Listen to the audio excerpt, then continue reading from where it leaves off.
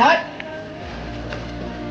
Sergeant, please open the ranks for inspection. Front row, one step forward. Chief Frank wanted to know how the officers on the front lines were doing their jobs, so he made random late-night visits to different areas, and his surprise inspections put all the officers on edge. Hot out there tonight. Yes, sir. Wearing a bulletproof vest would just make it that much more uncomfortable. Yes, sir. Not worth the risk. No, sir. Put it on. Yes, sir.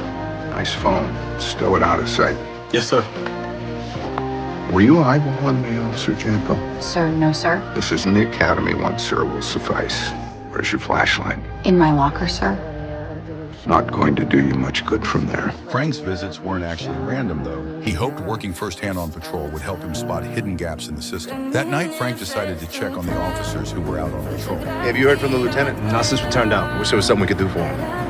Could go rob a bank. They were chatting casually when Frank suddenly showed up behind them. The officers hopped right out of their cars and saluted him. When Frank noticed their issues, he didn't call them out on the spot. Instead, he found another way to learn how their shifts really work. Quiet night.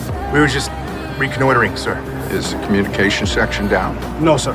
Are your radios working? Yes, sir. And you had to have this little recon face-to-face. No, Chief. Then Frank asked to look through their patrol notes. After flipping through a few pages, he saw they always handed out assignments right before roll call or right before switching shifts, and finished tasks at the last minute with barely any new assignments given in between. Not always, sir. We're in radio contact, sir. Well, for instance, you could radio in that you're patrolling the Demarest houses when in fact you're right here, job-owning with your buddies by the river. Yes, sir. I mean, no, sir.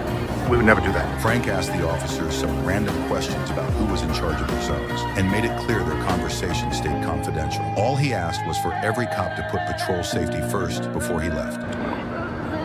Seems the rats and pigeons are safe and secure for the night. Move on. Yes, sir.